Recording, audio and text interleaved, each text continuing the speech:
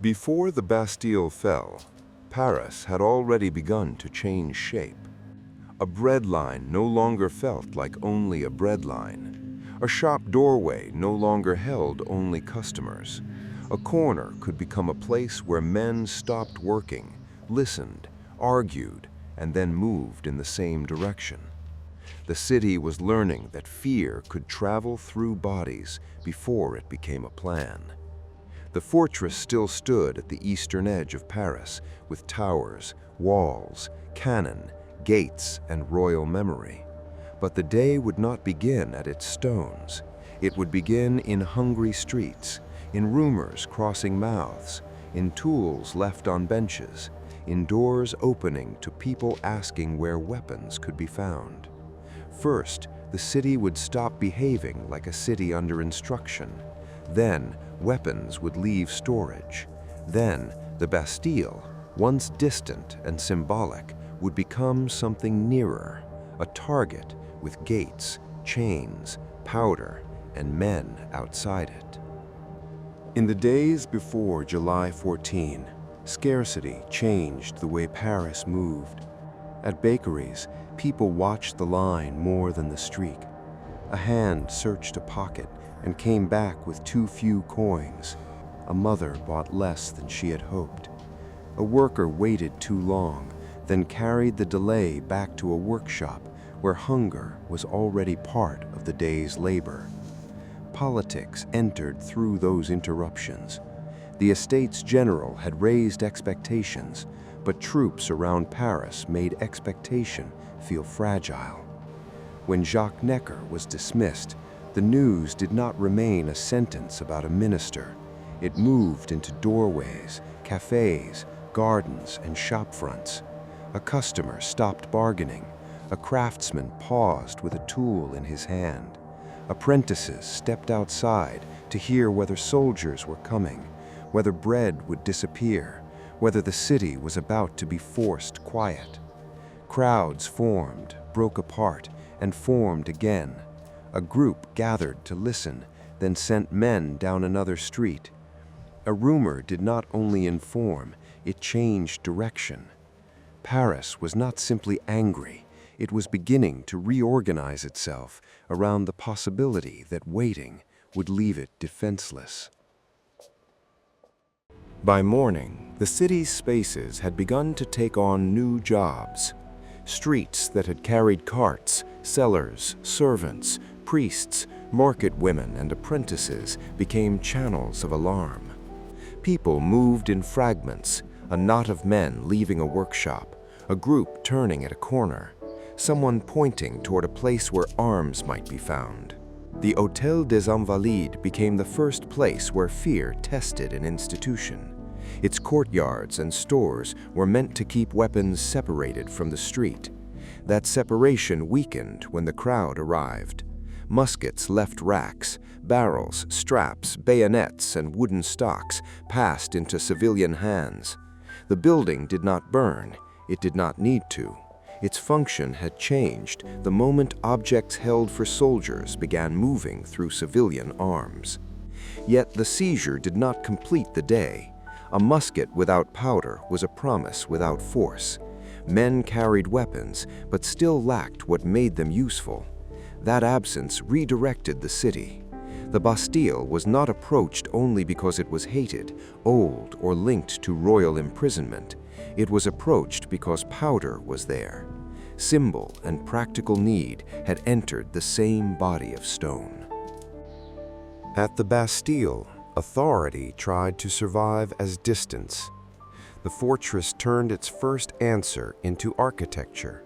High towers above the street, cannon facing outward, thick walls, guarded gates, drawbridges, chains, courtyards, and men inside who still expected procedure to matter. It was built to make entry depend on permission. Inside, the governor and the garrison tried to keep the day within forms they understood. Delegations could be received, demands could be delayed, powder could be discussed as property under command. From the interior, the crowd could still be treated as something outside the fortress, outside order, outside the proper route to decision. But outside, the street had already become a different kind of space. Hunger, rumor, weapons, and fear of royal troops pressed together until delay no longer sounded like caution. It sounded like refusal. Shots broke the fragile boundary between negotiation and attack. Smoke gathered against stone. Men dragged cannon into position through streets never designed for that purpose. The Bastille was no longer only a symbol above the people. It was a physical problem in front of them. Near the approaches, the crowd began to work on the fortress with its eyes before it worked on it with force. Men watched where the drawbridge met the gate. They measured the open ground by steps, not legend. A chain was no longer only a sign that entry was forbidden. It was a piece of iron between bodies and passage. When cannon were dragged closer, the wall remained tall, but the distance between street and fortress changed. Inside, that change had to be answered. A command moved through rooms, courtyards, hesitation, and fear. The garrison could still fire, the governor could still negotiate, the gates could still hold, but the fortress was no longer deciding alone. Every shot, delay, gesture, and opening now responded to pressure from outside. That was the real shift. The Bastille had not become weak, it had become reachable. Its power had always depended on more than stone. It depended on the city accepting that stone as distance, accepting gates as final, accepting permission as the only path through. Once the crowd could bring weapons against its mechanisms and force men inside to answer, the old distance was broken. The surrender did not make the crowd pure or the day clean. Violence followed. The governor was seized. Anger spilled beyond the moment that had produced it. But the political meaning could not be returned to the walls. A royal fortress had been reached by ordinary bodies moving through the city with weapons, tools, hunger, fear, and purpose. The Bastille did not matter because it held many prisoners. By July 1789, its practical prison population was small. Its power was larger than its cells. It stood as a visible grammar of monarchy, stone above the street, soldiers behind doors, weapons behind walls, permission controlling passage. After July 14, that grammar was damaged. The monarchy still existed.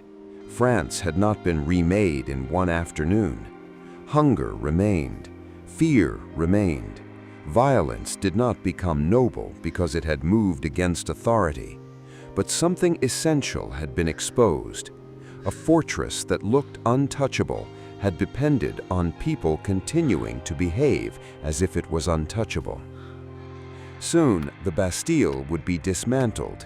Stones would be broken, carried away, sold, displayed, and remembered.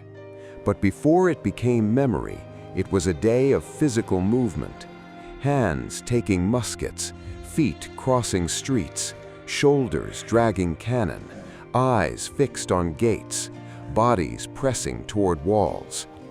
Paris did not simply take the Bastille. It changed what the Bastille was. A prison became a target, and a target became proof that the old order could be reached.